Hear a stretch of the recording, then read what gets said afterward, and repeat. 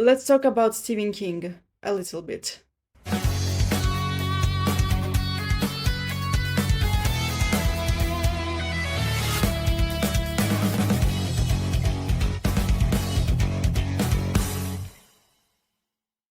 Greetings, my name is Nina, you're watching Rockstar Wizardess. Welcome back to my channel. Fact about me, I do have a lot of books by Stephen King. I do really like his books. However, there happened to be a period in my life from 2017 up to 2021 when I did not read his books. I really do not know why I went for 4 years without reading a Stephen King book, but yeah, that's okay. I'm reading his books actively now. And now let me show you my top 5 books by Stephen King. Let's go through them, shall we? Technically, this book is co-written. Stephen King isn't the sole author of this book. I still love it very much. It definitely would enter my top 5 Stephen King books, and it's The Talisman. This book is co-written with Peter Straub, who also wrote The Floating Dragon, which I have on my Kindle and I wanna read soon, maybe next year. So this is the book about the 12-year-old boy named Jack Sawyer, who is on the run with his mother. The boy doesn't know what they're hiding from, and one day when his mother gets sick in a hotel, when they're staying in a hotel, and then he meets a guy who is his guide, and he tells him about the territories. It's a parallel world where everybody has a double. I mean that there's a double of Jack's mother, who is the queen there. There used to be a double for Jack himself, and so on. The book is very big, and I do really enjoy the first third and the final third of the book most of all. So this book has a sequel named Black House, but I haven't read it. And I think there was also a third one, either written or in the works. I do not remember, unfortunately. And unlike Stephen King's other books, this is a dark fantasy. This has a label of dark fantasy. Maybe that's because he co-wrote the book with Peter Straub, I don't know. Anyway, this is one of my favorite books, not only by Stephen King, but also one of my all-time favorite books. I granted this book the status of a favorite once I finished it.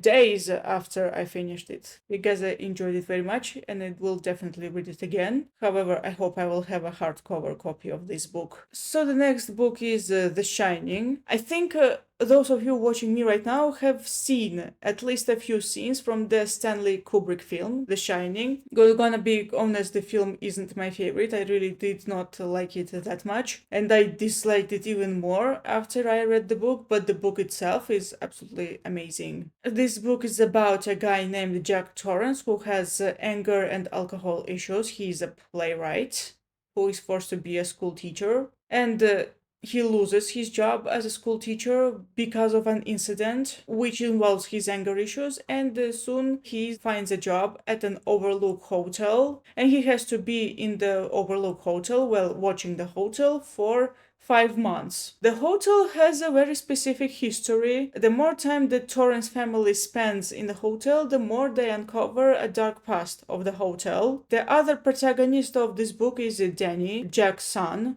who shines, aka he has some kind of special powers. At the hotel, Danny meets the guy named Dick Halloran, who explains what does shining mean, and he guides him through The Shining, and they become friends. And Danny recognizes that the hotel has a very dark influence on his father, and it's a very scary place to be. This is one of those books you would call a winter book. Well, mostly the book is set during winter, and it affects the atmosphere of the book. When I was reading The Talisman, I thought of The Shining because there were moments that reminded me of The Shining, the hotel setting, and there is this old guy guiding the main character. Yeah, these two books do start kinda similarly in terms of setting and the characters, but then they go into very different directions. And unlike The Talisman, this is, mystical horror. So I bought the English version in Italy, and I haven't read it yet. definitely going to read it. So I brought 8 books from Italy and I have only this one to read. I have read the rest. Another Stephen King book set during winter, and it's actually scary. So this isn't mystical at all, but it's really scary. I was afraid a lot, and this is Misery. This is about the writer named Paul Sheldon who became famous writing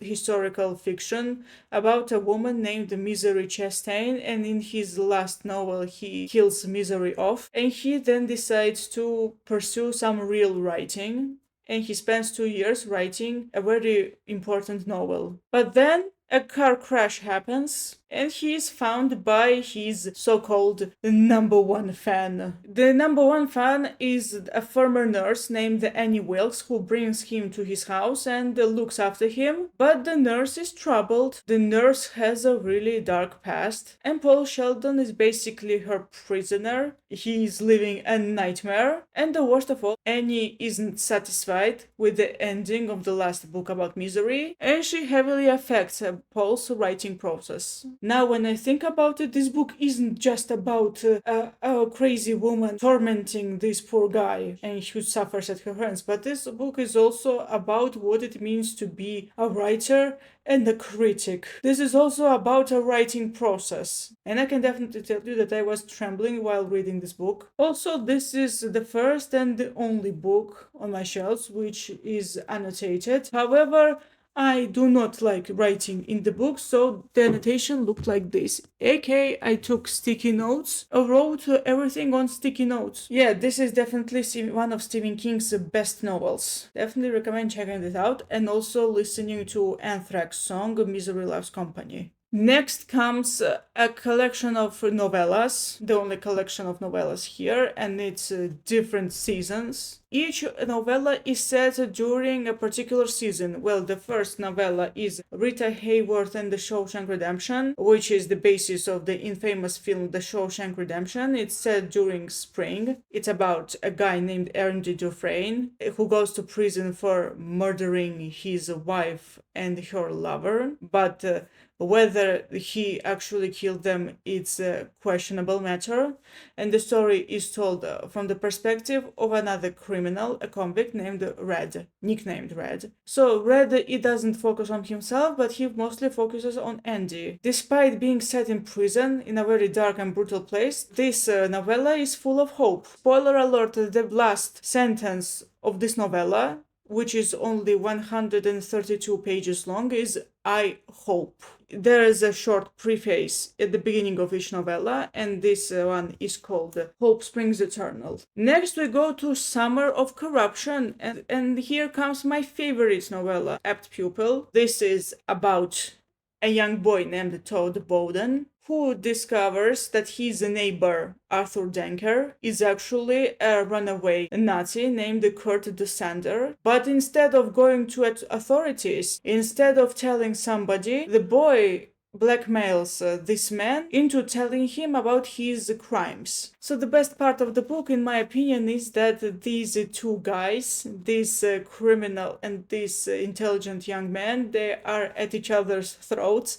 They do not trust each other, and they intend to lie in order to prove that they are the ones in charge, to intimidate one another. What's even better is the decline of Todd's mental health, and Todd's journey into madness is really compelling here, and I really liked the ending too. Next we have Fall from Innocence. This is the story set during the fall, and it's called The Body. I wouldn't say that this novella is that scary, because this is about 4 boys who find out that there's a dead body of a boy somewhere down the road, and they decide to find the body just to look at it.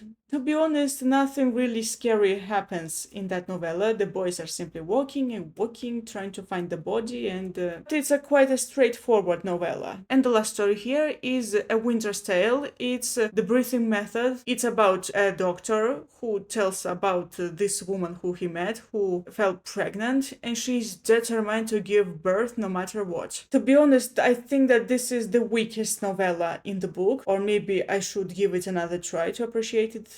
But I do remember the scene where Spoiler alert, spoilers, the head is off, literally. Oh, it's also dedicated to Peter as Susan Straub. Oh, and by the way, this cover has railroads and the sunset, and I started reading this book on the train. And there's one lady looking at me reading the book, and she noticed the cover, and she pointed that out. Railroads refer to the body, and there are no trains there. There's just a railroad. And finally, the last book over here, and it's The Dead Zone. Just like The Shining and Misery, I would call this a winter book. Actually, I read this book in 2016. A lot of time has passed since then. I really want to read this again, but I do remember quite a lot from this book. So this book has two protagonists. One is Johnny Smith, is a regular guy who is a school teacher, and the other is Greg Stilson, who once used to sell Bibles, but then decided to become president. One day, after a really tragic event, Johnny gains superpowers. Now he can see the future. And one day, Johnny and Stilson, they cross paths. Johnny shakes Stilson's hand, and then he has a vision of a war, which happened because Stilson became president. And around this part of the book, this very small part of the book, is Johnny trying to prevent Stilson from becoming president. Actually, while writing this book, Stephen King wondered,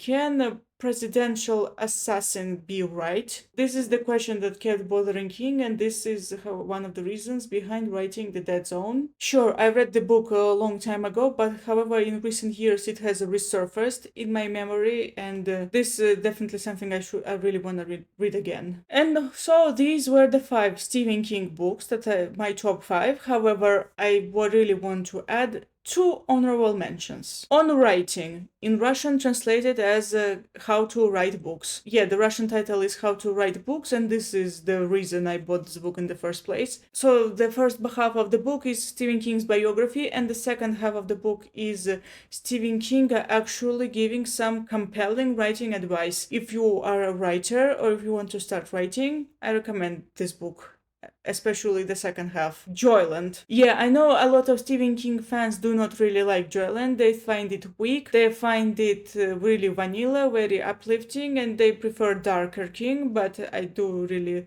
have a soft spot for this book. So the main character is 21 here. At least he is an old man, and he recollects the time he was 21, and I read this book around the time I was 21. Yeah, I have fond memories of this book. For it, this is why it's in this video. And so that's all. Thank you so much for watching. I hope you enjoyed this video. Name your favorite Stephen King books in the comments. See you next time. Goodbye.